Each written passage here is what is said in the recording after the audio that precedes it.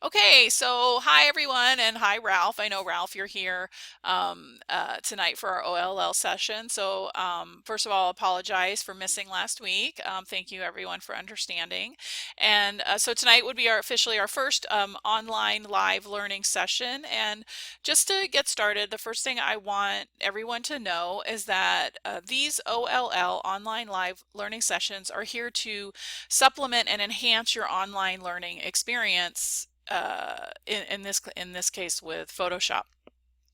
These sessions are not required to be attended, and I do record them all. And actually what's happening is I'm making a double recording. So I'm going to record what's happening in this environment, but I'm doing another recording through a program called Screencast, so I'll be able to upload it as well to my YouTube channel, and it'll be available the entire semester. The online live learning sessions are only available for 14 days.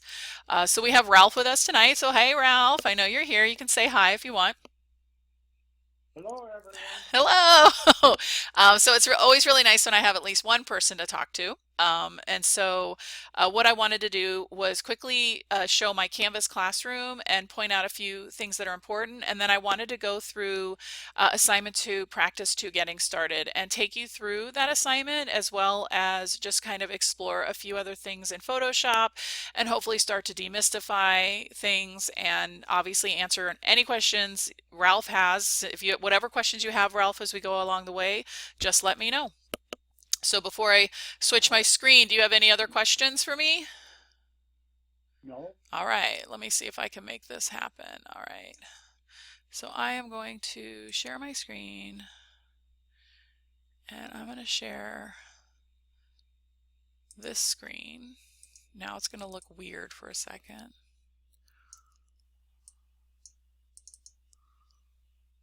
I have two monitors, so I'm making it go. All right, cool. So Canvas. All right, here we go. So can you see my Canvas course, Ralph?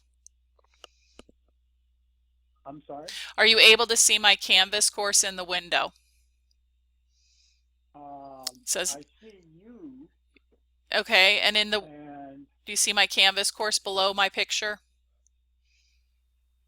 uh, yes, Yes. yes. Okay, so this is what that's where you want to focus your attentions on for this evening. So I'll just go into Okay. student view so it looks kind of the same way for you that it looks for you guys. So I know you and I, Ralph, we talked about this a little bit, so this will be a little bit of a review, but I just want to kind of talk about how I have my Canvas course set up. So when you log into Canvas, it will always land you on the home page. And at the top, you'll always see the three most current announcements I have. And two important places in my course are home, which is where you'll find all the content, and then announcements where I post important things about the course. You can always click on the announcements link to read all of the current and past announcements. I use this area heavily in my courses. I like to post an announcement on Sundays, letting you guys know what's coming due, kind of a little bit of what we reviewed, and then just a reminder of due dates. Then I also post other things. I had several questions this week about resetting preferences, so I created an announcement. That would be yesterday, seems so long ago, where I answered some questions about when you're asked to reset your preferences in Photoshop, which by the way, you don't have to do that. The book is having you reset your preferences for each chapter so that when you work through it, what you see in the book looks the same on the screen, but you don't have to do that every time. You can always skip that step. Home is where you always want to go in my class. That's going to take you to all the work that is due, and I've built my class in a linear fashion. So this first section, welcome, has information about me and the course, and you will have, I know we're already into the third week of the class, or heading into, actually we're in the second week of the class, right? So you would have reviewed this last week, but this is information about me and Photoshop.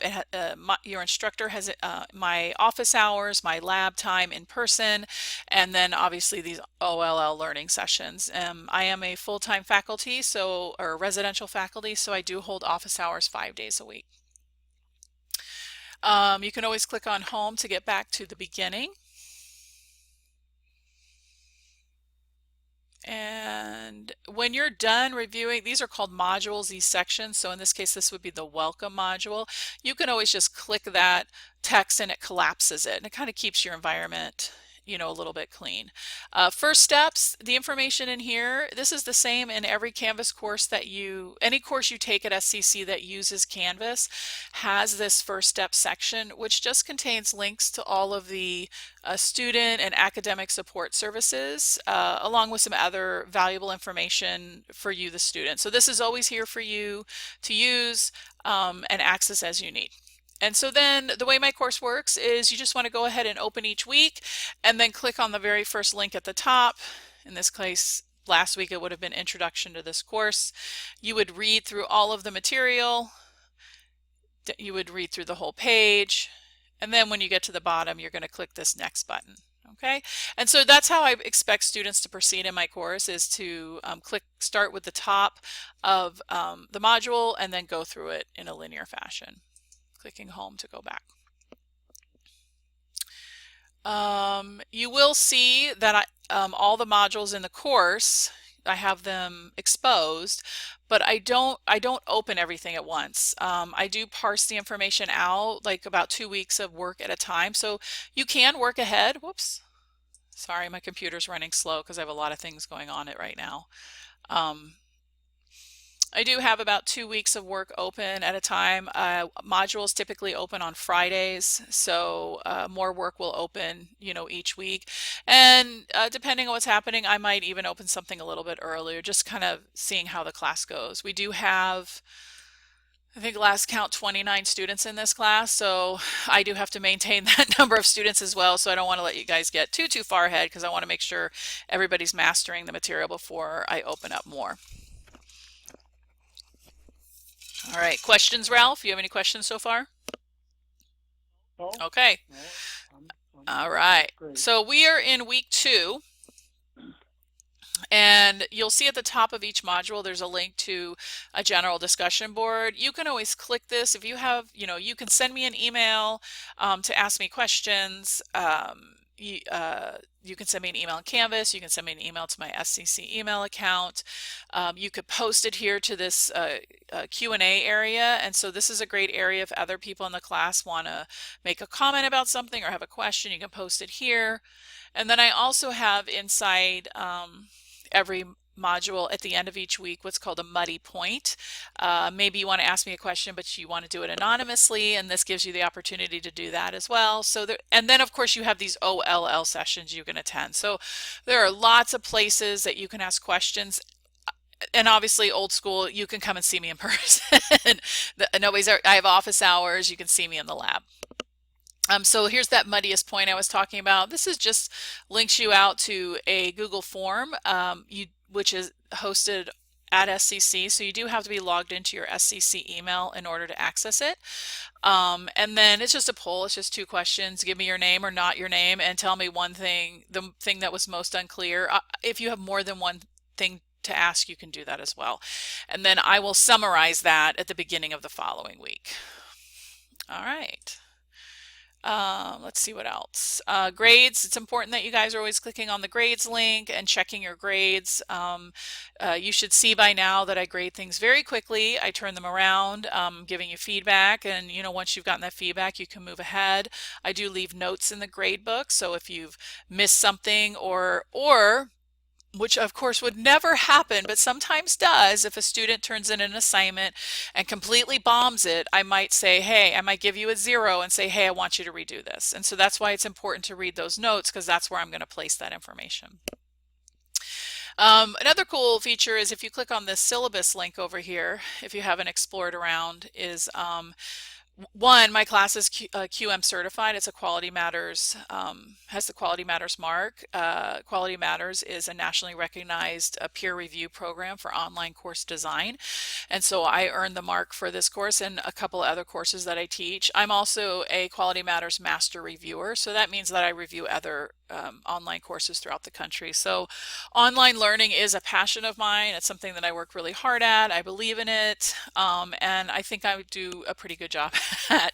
I'm always willing, though, to take feedback, and there's always room for improvement. I never think that everything, well, I never am satisfied with I'm always trying to make things better, I guess is what I'm trying to say. But you can read about QM right here. This is about Quality Matters. And then I have a summary. What this is showing you is actually every single assignment that is due in the course with all the due dates. So I know, don't get overwhelmed. It's a lot, right? But the only way you're going to learn Photoshop is by practicing with it. And so if this helps you with planning, you can see here are all the due dates, here are all the assignments. You could probably be smart enough to figure out that even if the chapter 3 hasn't opened up, here are the pages and I'm going to want you to do the work in that section. So definitely wait until the assignment opens up to see if there's any information I've placed inside the link. Sometimes with the homework, well, not sometimes, with all the different assignments, in addition to giving you the assignment and telling you what the requirements are, I might give you some additional requirements, helpful hints, and helpful videos. Okay, so that was a lot. Questions? Oh, Edwin, we have another person. Hi, Edwin. Can you hear me? Let's see. Edwin, hello. He's texting us. I'm in another window, so that's why some of you might not be able to see this. Hello, welcome. How are you this evening? Edwin is typing, so we're going to wait. Great. I'm doing great. Thanks for asking. I'm not sure when you joined in because I have two monitors going. That's why you see the side of my face right now. But I was just going through a review of the Canvas classroom, and I am recording this session with two different formats, so you'll definitely be able to come back and watch it. All right, great. You just got here about 3 minutes ago. So you just missed the previews is what you did for the movie, but don't worry, the movie's about to start. That's how I would consider it. Before I get started, Edwin and Ralph, do you guys have any specific questions? Oh, just a question. This 863 area code, is that a toll-free number? Yeah, I don't know. I would suspect it is. I don't think they're going to charge you to do the call-in. That's a good question. I don't know the answer to that. Okay, fair enough. I did it on my cell phone, so it's not a big deal. Yeah, I think on the cell phone, you'll be okay. So, okay. Yeah. Okay. Awesome. All right. I have to keep making sure I check my second screen in case any other students show up. So what I'm going to do tonight is I'm going to run through the assignment practice 2. But so just so you know, one other thing before we move on. In Canvas, so over here on the right, you'll get this to-do list, which gives you all the upcoming assignments due. And what a lot of students like to do is they just click on the assignment links right here under the to-do list. Or they might click on any of these links. That's fine, but you might not be completing the work in the order I assign it if you only ever look in this to-do list. What I would expect my students to do is expand the module we're in. So in this week, this week 2, we're in the week 2 module. And then you want to click on the actual assignment. So the one that was due yesterday from chapter 1, you want to click on that because I'm going to give you really specific information that you need to know about the assignment. So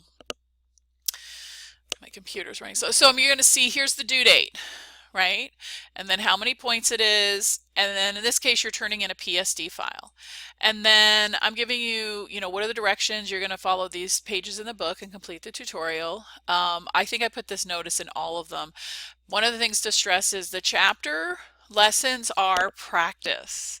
And they don't have to be perfect. Okay, I had quite a few of you, which is awesome, email me that you couldn't get the little cutout perfect, or you might have had an extra line with it. That's okay.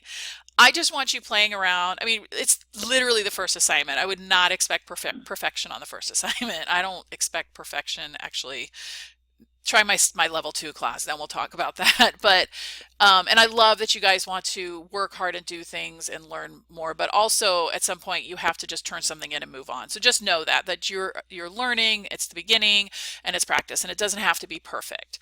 I'll always tell you what to turn in. Yes. A question on that first lesson in the book, where you cut out that part to make a ribbon. Yep, right down here. Yeah, exactly. I had terrible difficulties doing that, manipulating the mouse. Is that something that comes with practice? Yes, and When you, next week, you will have a lesson that focuses on it, that tool that you use, the polygonal lasso tool.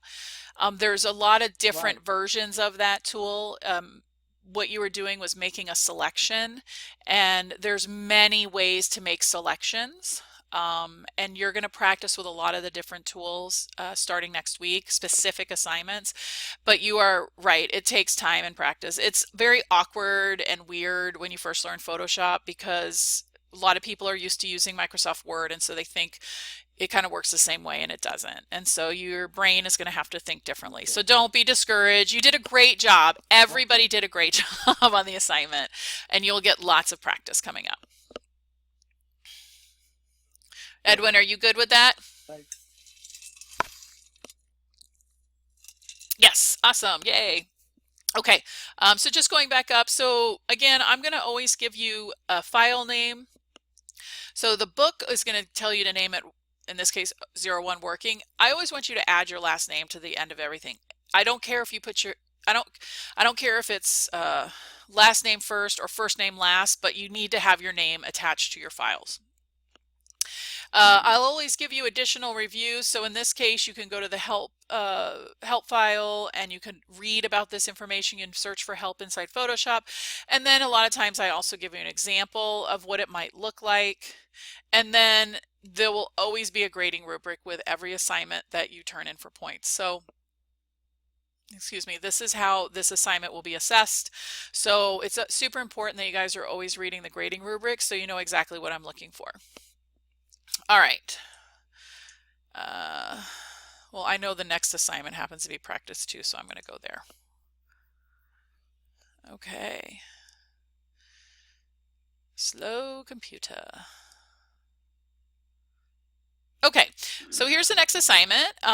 In this case, this is one that I've created. So it's due Saturday. It's for 10 points. You're turning in a PSD file. And see, this assignment is similar to the chapter 1 assignment. So if you did chapter 1, then this one is going to feel a little bit more comfortable. Like you did some of the things, but I showed you some new things. And in this case, I have an instruction file and a starting file. So you always want to click on those to download them. So I'm going to download the PDF. And I'm going to download the start file. Now, before I open them, I just want to show you a few more things. Here's an example of what it might look like. And then I also will throw in these cool videos as you go along so that you can kind of see what's happening in Photoshop. So Ralph and Edwin, did you guys get a chance to watch this video yet? Yep. What'd you think of it? No, it was amazing. Amazing. Would you Awesome. believe me, Ralph, if I told you you'll be able to create something like this at the end of the semester? Don't suggest it. I hope so. Well, you know what? I usually get that response. Will it look this polished and finished? Maybe not. But will you have the skills to do this? Absolutely. So that is where Wow. we're headed, right? It seems really crazy, but you will be able to create something like this. So Edwin, later on after this is over, go watch that video. It's really, really cool. I love that one. So, and actually you can search speed art videos on YouTube. And what they're doing is you're showing you, you know, obviously they're creating something in Photoshop sped up because it takes hours and hours. So, and speaking of which, YouTube is one of the best resources you can have for finding help with Photoshop. All right, I'm going to go ahead and open up the practice file. And then I'm going to do, what I'm going to do is I'm going to dock these two windows side by side. So I have this and Photoshop. So I'm going to show Photoshop and the assignment side by side so that you guys can see the instructions as I work along. And there we go. Okay, so that's pretty decent sized Photoshop window. Really, when you're working, you want to maximize it to the whole screen, but this way you guys can kind of see what I'm working on. All right, I'm going to go ahead and open up the practice file. And here we go. Now, what you're looking at in Photoshop, I have Photoshop, I use it, right? So I already have my environment set up the way that I like it. Your version of Photoshop might look a little bit different on your end. In fact, I like the dark theme to mine. Edwin and Ralph, does yours look dark? Like, is it black and grays, or do you have a lighter color for yours? Well, mine, um, no, I had a white Yeah. background. So, and Edwin is saying he has a lighter color. So you actually can find that under Edit, Preferences. But I like that dark mode better. Well, let me show you, Edwin. This is how you get it. You go to Edit, Preferences. Is it General? See, I can't even remember. I've been using Photoshop for almost 25 years and I still can't remember everything. We're going to go to Interface. And then right here where it says Color Theme, Ralph, you might be using the white one, right? That's what white would look like. Yeah, And that's okay, the lighter gray, and that's the darker gray, and okay. that's the black, right? And you can, but I Ah, like dark mode better. You can have whatever you like, whatever works for you. You can even customize it even more down here. so you started, what was, you went So to you go to preferences and Edit, what was the thing else? Edit Preferences, preferences. and Okay. Interface. And actually, I think I was using, Okay. I think I was using this one actually. Yeah, I like that one a little bit better. I like the contrast, right? So whatever works for you. Thanks, Edwin. Yay, you're welcome. I've earned my paycheck tonight. I taught somebody something new. That's what I always like to say. So, That's looking over nice. here in the Photoshop environment, just so you guys know, and if you watched the video I made last week, I kind of reviewed some of this as well, but over here is the tools panel, and underneath each tool, every time you see a little niche, little caret, that means there's more tools underneath it. Whenever you click on a tool, this up here is called the options bar. That gives you more options about the tool. And then we have panels over here. You can actually change the size. I can make them look like little buttons. I can make them wider, right? Depending on how much space you have on Okay. your the monitor you're using. These panels over here are launched. Sarah, on that panel, is that something you construct for your own use? So yes, in a way. So if you go to Window, all of these items listed, these are the panels, right? So if I were to click on Layers, Mm. it opens up Oh, Layers right here. then that layer goes over Right, there. but I can Oh, if you I okay. know it's kind of hard to see, but there's a little, and if I click the tab it hides it. If you'll see like a little gray, it's look almost like a handle. If you click on that handle, I can pull this out and I can make it floating, right? Okay. Or I can pull it back and I can dock it. See how it turns blue and it puts it back in there. I can also pull layers out and make it float by itself if I wanted to. I can group different panels together. Huh. Wow. What the most important thing, So going to Windows, that's when you can click on stuff to make those panels on the right, right and the side. most important thing for you to remember, Ralph, and anybody else watching this, is just always go to Window and one of these links here, and you'll find your panel. How they're arranged over here isn't as important. It's just your preference, how you like it, how to access it. Okay? Okay. How do you remove something from the panel if you decide you don't want it there Right click anymore? on it. Actually, right click on it, and if I Is choose there a, close, oh, I there's a trash can in the yeah, bottom. so if I open up the history panel, right, I actually have Okay. these All right. 6 things are all grouped in one little panel. I did that on purpose because I like these to be together. If I right click on the tab, I can Uh-huh. close just history, or if I choose close tab group, it would close all of these, right? So if I come over here and I'll do this one. Okay. I'm going to close the layers tab group. See how it went away, right? But if I Uh-huh. come back up here to window layers, it turns those 3 back on. It Yep. comes back. And how did you group them You again? just, I could take something and drag and drop it into something else. So, Oh, oh, oh, right. oh. So some of them are already Okay. I pre-grouped see. and then you can move things around. So when you reset preferences, like if you start grouping and creating your own panels, that's great. But if you reset the preferences, all that stuff you've done goes away and it goes back to the way Photoshop was the first time you opened it. That's default. Correct. Make sense? All right, cool. Yep. All right, so we opened up this PSD file. So the first thing you always want to do is you want to save a copy of it. So I'm going to go File, Save As, and you just want to make sure you know where you're saving your stuff. I'm going to work today in my Downloads folder. So I'm going to click on the file was selected. I'm going to click at the end, get rid of the .psd, start, and I'm going to type my name. Okay, you could have also typed it as I don't care. Okay, I'm not that crazy anal, but I always want your name appended to the end. You don't have to type the file extension because the file extension's automatically added for you here. So you just click save, and then you'll see the name of the file changes right up here in the tab. Okay.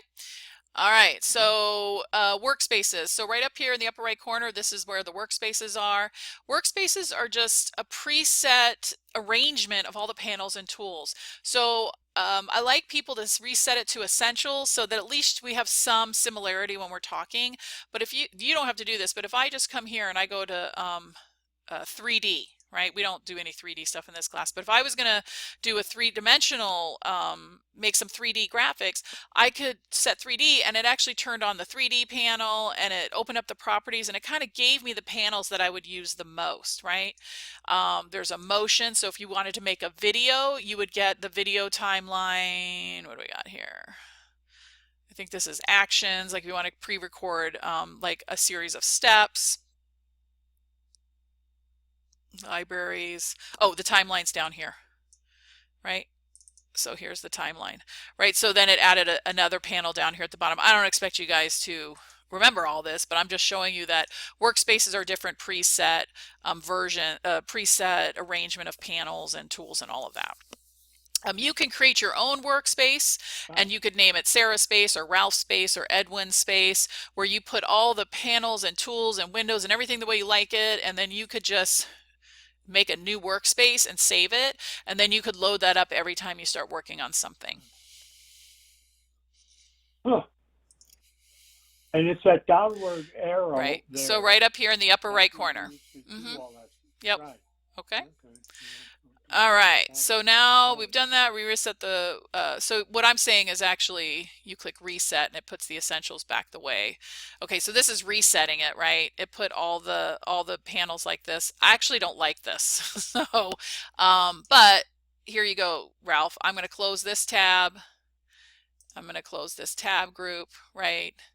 And I'm going to minimize this, and it puts, and here's my history, and I'm going to pull the history right up here and have these all listed together. Okay, so that's what I was doing with resetting the setting the workspace to essentials.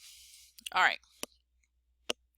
Okay, so this is pretty zoomed up. We can see this picture pretty well, but if you're looking at a very large monitor, the image might look small.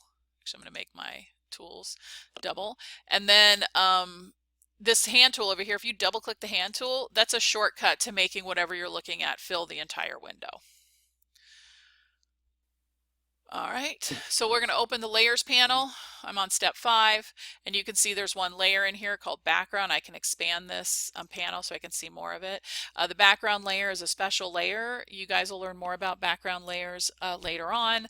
But take notice that it's italicized and locked, which means that I can't do anything to this layer until I change the name of it or I create a copy of it. So one of the things you'll learn, a best practice in Photoshop, is that when you are working on a Photoshop file, it's a good idea to duplicate or make copies of layers or keep the original image inside your file so that if you mess something up, you could always go back to an original state of that. All right, so we're going to duplicate this layer. An easy way to do that is to right click that and choose duplicate layer. And then I want to rename this working layer. Okay, and you'll see now we have 2 layers inside of our Photoshop file, and you will be learning more about layers in just a couple of weeks. So the 2 most important things to walk away from this class and Photoshop is layer management and making precise selections. And I think I said that in last week's video as well, but those are the two biggest things that you're going to spend time on, and you will use those for every single thing you do in this class. Pretty almost everything you do is based on layers and selections. Sarah, when you say precise selections, what are So you when I say referring precise selections, to? if I wanted to cut this star out, right, I'd want it to follow all of the shape of the star, right? I want it to be precise. I want it to be exact. I want it to be around, right? Versus if I just drew a circle and I cut it out with some scissors, well, I'd see the star, but I'd also see part of this background as well, right? Okay, that's what I mean. Good question. All right. So now what we're going to do, so it's one of the I think I said this last week as well, the biggest question I get from students is, why did this not work? It's because you weren't on the right layer. So in this case, I want to make sure I'm on the working layer, and I know this layer is selected because I can see it's highlighted a slightly different color. It's a lighter gray. All right, so the first thing we want to do is we want to brighten it up a little bit. It looks a little dull. So we can apply what's called an adjustment layer, and I'm just describing what adjustment layers are. So adjustment layers, they're called non-destructive, which means I can make a change to the image, but it's not affecting the actual pixels. So images are based on pixels, right? All these digital images, every time you work on something in Photoshop, they are based on little tiny squares of color.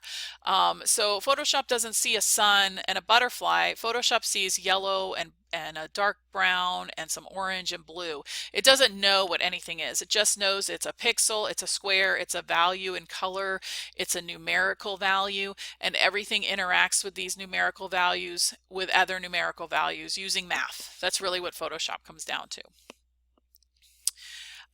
So this adjustment layer, what I'm going to do is I can either click on adjustments right here, or if you didn't have it open, I could go to Window, Adjustments, and that opens this adjustments panel. And what I'm going to do is I'm going to go ahead and click on the curves adjustment, which is this icon right here. And then I can see the properties. But just so you know what's happening in the layers panel, when I added the adjustment layer, this is what got added, right? So this is sitting on top of this working layer. All right, and so what I want to do is I want to make an adjustment. I want to change the lighting or the coloring. So I can do that. I'm going to do two things. I want to reset the coloring in this picture. I want to make the darks look close to the darkest dark, and I want to make the lights look close to the lightest white is really what I'm doing. I'm trying to balance out the coloring. So I can go ahead and I can click on this, the black point dropper right here. Right? And what it does is it changed my cursor to this black point. And so now wherever I click, whatever single pixel I click on, Photoshop is going to say, hey, that's the darkest color in this image. And I'm going to adjust everything relative to that. So I'm going to go ahead and click right in here because that looks pretty much like the darkest area of the image. And you can see, whoa, that's not what we wanted it to do. History. We're going to go undo. Okay. Why did it not work? Did add it curves, right? Yeah, I did. Okay. Don't you love it when things don't work the way you want them to work? Happens to me all, and I'm the teacher and it's happening to me. Did I click? Oh, because I didn't click the right, because I didn't click the right dropper. Yeah, you should have told me. You could catch me making a mistake, right? I didn't click the right one. That's the white point. Okay, you know what? I love making mistakes. When I was a brand new teacher, I was always scared to make a mistake. I love making mistakes because it gives me a moment to teach. So first of all, everybody out there is watching this. You can see I'm going along. I think I know what I'm doing. I clicked the wrong thing. Immediately I'm like, that didn't look right. What I did, just so you guys know, is I went over here to the history panel and I went backwards a step. In fact, if I come here, you can see, oh, that's what I made. We don't want that. Yikes. Okay. This history panel, and I know, Ralph, you've asked me about this. The history panel holds every single click, every single thing that you've done in this current session. When I close this Photoshop file, all of that goes away. Okay, and when I go backwards in time, when I go back to here, I clicked on this layer. And by the way, when you guys are clicking on things, don't click over here on the left. You want to click on the name, right? I could go back here to duplicate. That would get rid of that. Well, it's still there, but I would have to go all the way back to the beginning to open. And you can see there's the single layer, right? Okay. Or I could come here. Now there's that duplicated layer and the adjustment, right? So the history panel lets you go backwards and forwards in time, and that is how you learn. That's right, Edwin. That is how I learn. That's right. Mistakes give you the opportunity to learn. So the point of this one is I went backwards in time, and now what's going to happen is everything I do is going to be built from this point forward. So this will disappear. This modified curves will go away because whatever I click next is going to be the next thing that happens. All right. So I click the black point, which I should have waited. If I hovered my cursor over this icon, I would see it says black point. Click on this, and then now I can come out here. Come on. There we go. Okay, perfect. That looks so much, I don't know about you, but I like how that looks. That looks a little bit darker, and it's already starting to look a little bit more even. Now, if I click the white point, I'm going to tell Photoshop what's the lightest area, and I kind of picked over here, and it balances everything. And now you can see that blue tint kind of went away, and now it has that white background. Go back to the layers panel. And then now it's always a good idea to save your file often, and you can set up some settings and preferences to auto save, but I'm going to do a Control S on the keyboard. And then the first time you save a file, you're going to get this maximize compatibility. Now, I normally check don't show again, but because I teach this class and I teach this class every semester, I leave it on because you're going to get this. And what it's just saying is, hey, we're saving a version of this so you can open it in older versions of Photoshop, right? But if you want, you guys can click the don't show again, and then you won't get it. I'm just going to click OK. All right. Well, that's kind of a nice reminder that you've actually Yes, done exactly.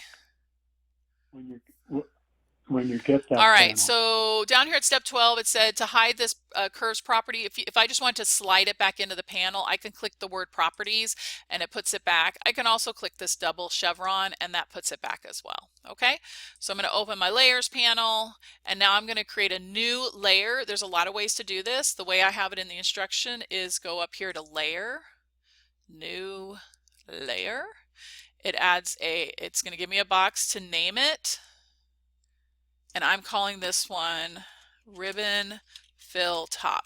So right now we have 4 layers in this project.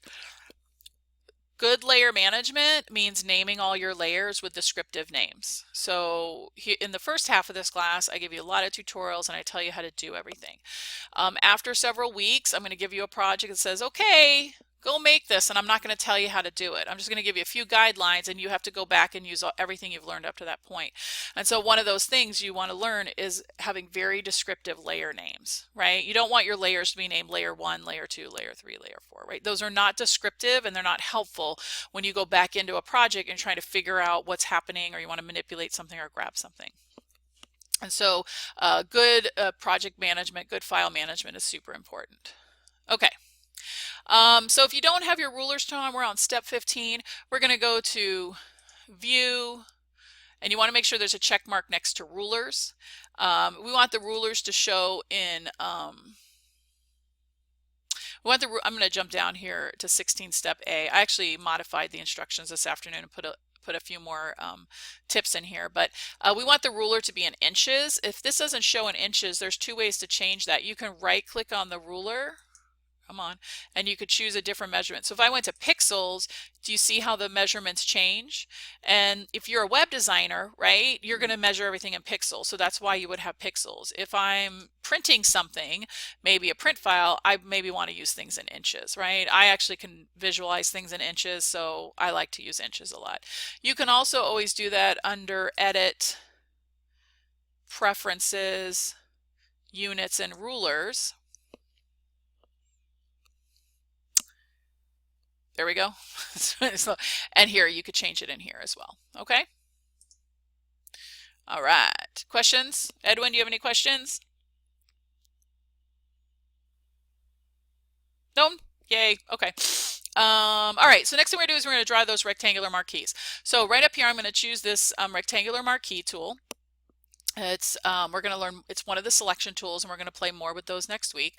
And so what I want you to do is I want you to draw a rectangle that's about 5.5 inches by 1 inch tall. It's okay if it's not exact. I actually only give an exact measurement because I found in the past students want that precise information, but again, it's practice. It doesn't have to be perfect.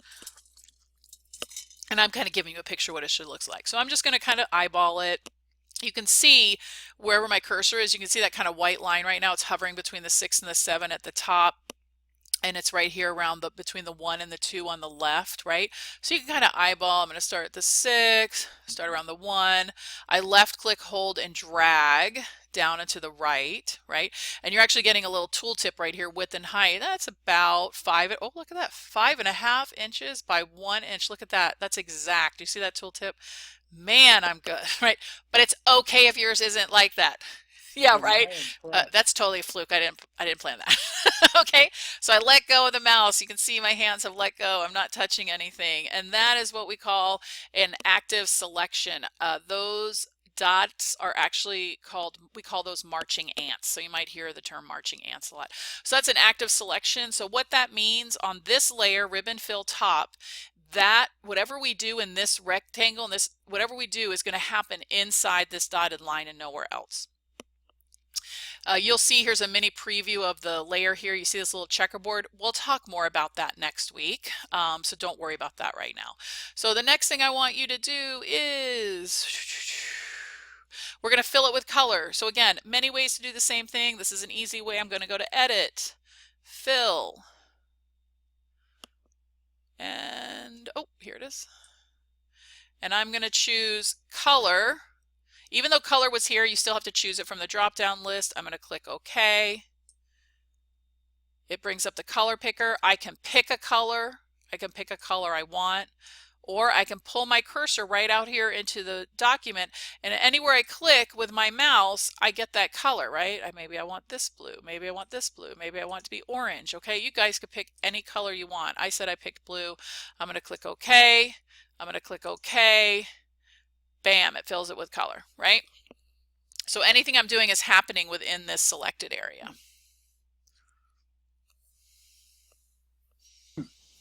Save your file, Control S. Okay, we are on step 19. All right, so to get rid of the marching ants, to deactivate the selection, you can go Select, Deselect, or you'll see in a lot of these drop-down windows over here on the right, if there's a keyboard shortcut, that's where you'll find the keyboard shortcut. A lot of students always want to know what the keyboard shortcuts are, and so these drop-down menus give you a lot of those keyboard shortcuts. It just depends on what you're doing. So I could go to Select, Deselect, or I actually do Control D, or if you're on the Mac, Command D. All right, now I'm going to go activate the text tool. So I'm going to put some text on top of it. So I'm going to click on the text tool. My option bar changes, and so I can go ahead and dial in a bunch of settings. You can pick any font you want. I think I said last week, but if I didn't, whatever fonts you see on in this video on my computer are not going to be the same as your computer, because fonts are different. So they're local. They're saved whatever you have on your computer. So you can scroll through, pick whatever you want. Let's see, I'll pick this thing. CC Meanwhile. That sounds fun. Man, my computer's running slow. Whoops. Obviously, I did not even pick that one. Let's go again. And then you have some additional things. I could do bold if I want to make it thick. I can change the font size here. I'll leave it at 36. And then I can just click right here, right? My cursor's in an I bar. It means it's ready to insert text. I'm going to click. Now, by default, you get You clicked on the you're like wherever I clicked with my cursor. I'll go backwards. I'll do it again. Okay, so we're back to the fill, right? So you got your font right. and So I click everything on the set text up. tool. Got that. Do you see how my cursor is an I? Okay. That's all I'm meaning. So wherever I click, I mean, I could start here if I wanted to in my document, but I'm just going to go ahead and click because I kind of want my text to be up in this area, right? So I'm going to click with my cursor and it automatically inserts this Greek text for me. You will see it created a layer, right? Layer is ready.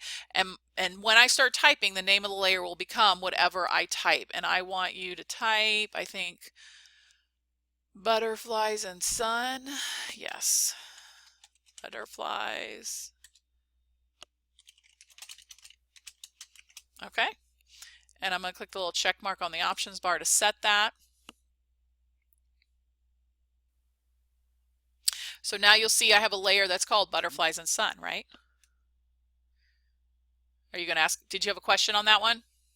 Yep. No, I'm waiting to see how you're Okay, going to right. get So it it's all too in there. big, right? So I could do a couple of Okay. things.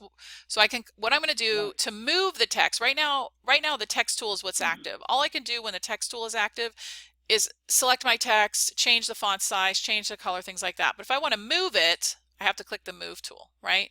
And in fact, you want to make sure, by the way, everybody, don't have auto select turn on up here in the options bar. I want to make sure we turn that off.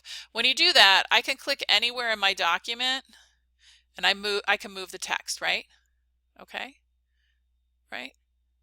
But it's too big, right? Mm-hmm. So this is not in the assignment. I'm actually going to change the font size is what I'm going to do, Ralph. So what I'm going to do, here's a shortcut, is I'm going to come over here to the layers panel and I'm going to double click this T icon. There you go. And it selects my text, right? And then it turns on the text tool for me. And I'm just going to change the font size. I'm going to make it smaller. There you go. Right. So what you got to do is, if you pick too big of a font size, ultimately make it some Yep. font size. And you could pick a font, or what we did last week is another way to do is edit, transform, scale, and I could actually size it like this, right? I could do it that way, which when I do that, then it's like an object. It's not, let's see if I click entered, okay. And now I double click this. Do you see the font 36.19? Yeah, like if you want to see what the actual font size was, you can dial in font sizes. You can be really specific. You could use the transform tool. I'm using the move tool. I'm moving it back into place. Control S to save. Did that make sense? Edwin, you good? Yeah. Yes. Awesome. Okay. All right. Where are we at? And by the way, well, if I skip something, don't hesitate to stop me. Not sometimes, I often will jump ahead without realizing it. Sarah, could you go back? You could make the font smaller to get it to fit. And then Oh, the other way, yeah. So one way was I double clicked the T to select the text and I just changed the font up here, right? That's one way I do it. The other way is with this layer selected, edit, transform, scale. And then you get these sizing handles, right? Oh, and then we can make move it huge. those around. Okay. Yeah. I'm going to press. Okay, I just pressed the escape key on the keyboard, by the way, for everybody, and that's how I did that. By pressing escape, it takes me out of whatever I'm doing, so it didn't reset that text. Okay. Let's see, we're on the next. Oh, we're almost done. Yay! All right, so a lot of things about Photoshop is you want to work smarter, not harder. Now, you're in the beginning, and if you've never used Photoshop, you're going to work really hard because you don't know all the tips and tricks. But I am trying to teach you efficiency along the way. So I know that I want to make another rectangle. Well, I don't need to draw it again. I could just make a copy of that layer, right? In fact, if you see this little preview, you can see there's a tiny little blue strip that's you can see what's on this layer, right? So I just want to make a copy of it. So I'm having you right click, or first select the ribbon fill top layer, right click, choose duplicate layer. This time it's going to be called ribbon fill bottom. And you'll see it added it, right? But because it's a duplicate, it's in the exact same spot. So I just want to now I can move it, right? And the way to move it is I select this layer, I select the move tool, and watch, I just click drag. And it's just grabbing that other layer, and I'm just going to throw it right down here on the bottom left. Now, all you did was when you clicked on the move tool, you just went up and left clicked on butterflies. Okay, so I just did undo. Yes, but watch this. Watch this, Ralph. I click on the layer that I want to move, right? I click the move tool. Right. I'm not even going to click up here. Watch, I'm going to Right. put my mouse here and I'm just going to click and drag. Do you see how it's still working? I'm letting go. Yep, Oh, I you just can let get go. I just let anywhere and go just hold it and down. okay. Now Yeah, yeah, yeah. that technique only works because that blue strip is the only thing on this layer. Okay. We're going to talk about what's on layers and how to select things and how to move them. All right. Later on. All right, so we're going to add our name to the bottom. So I'm going to go ahead and click the text tool again. I'm going to click over here. I'm going to type Sarah. Maybe I want Sarah to be bigger. So I'm going to double click my name to select come on, highlight it. And this time I'm going to make it 36, right? I can click the move tool to move it around. You can also use your arrow keys on the keyboard. I'm clicking the right arrow. I'm holding the right arrow down, left arrow. If you hold the shift key and the right arrow, shift and any arrow key is 10 pixels at a time. Okay? Yep. So there's a lot of ways to do things. It's just however you want to do it. I just did a Control S to save it. All right, I already talked about the history panel, so I'm not going to talk about step 26. And then the last thing we want to do is we want to add a border around the entire image. So I'm just going to come here to the working layer. I'm going to click on this and we're going to add a layer style. You guys did that last week. Last week we clicked the little FX to do it. This time I'm going to come up here to the layer menu and choose layer, layer style, and stroke.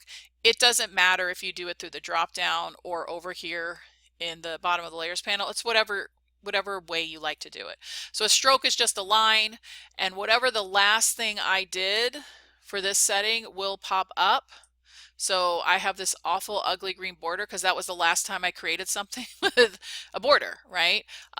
So you can change the size here. I have you guys change it to 25 pixels, so you can type in a 25, and then you can click this color picker and you can pick any color you like, right? Or if you want to be matchy, I can come out here and pick this yellow maybe, right? Click OK, click OK, and there we go. And if I click the layer, if I click this tab, this will hide this panel, right? And there's my picture, Control S. Voila, there you go. What do you think? Ah, Pretty slick. pretty slick. Edwin, do you have any questions? Yeah.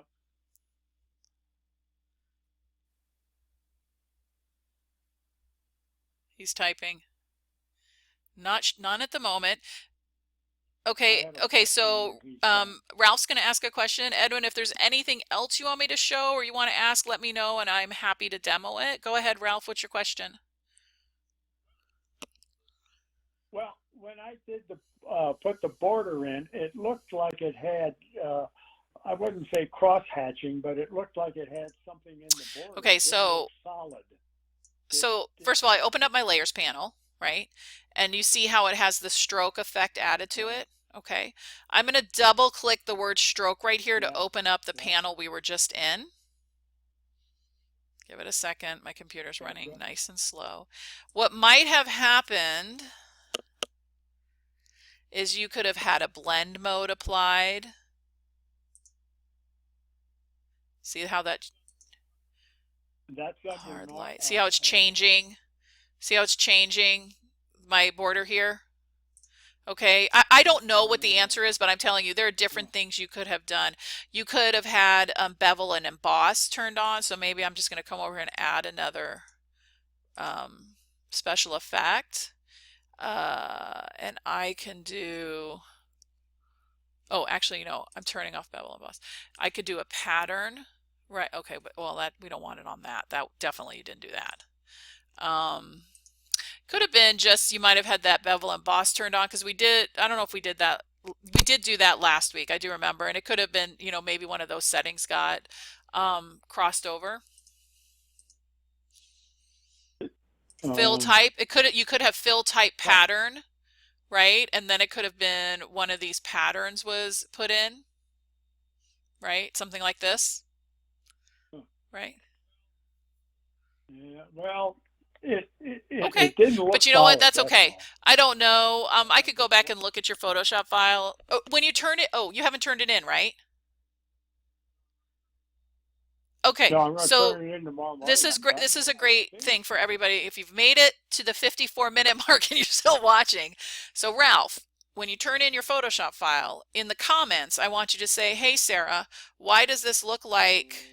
Sorry, personal stuff. Why does this look like it have a pattern? That's a perfect place for you to ask me a question about your project, and then I will answer it back.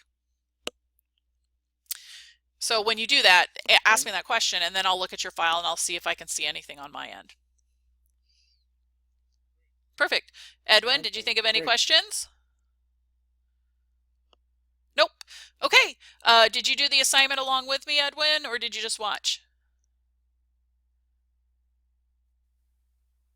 He's typing. He's typing. You explained it well, and I did the assignment. Yay! Aw, thank you.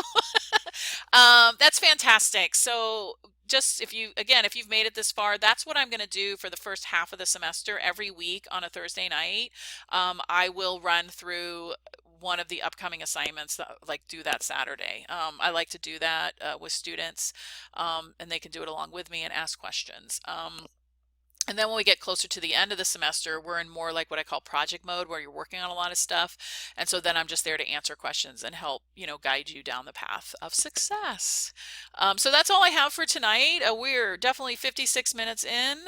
You're welcome. Sounds great. It helps a lot. Thank you, Edwin. Thank you, Ralph. And I'm going to go ahead and close this out. It'll take a while for this, so this will automatically upload into Canvas in about an hour or two. I'll send out a notice where you can access the recorded video, and then I will also I have a double recording going, which I'll upload to YouTube, which will be later on tonight or first thing tomorrow. All right, you're welcome. You have a good night, Edwin. Ralph, you have a good night, and I'm sure that I will talk to you guys soon. You're welcome. Thank you so much.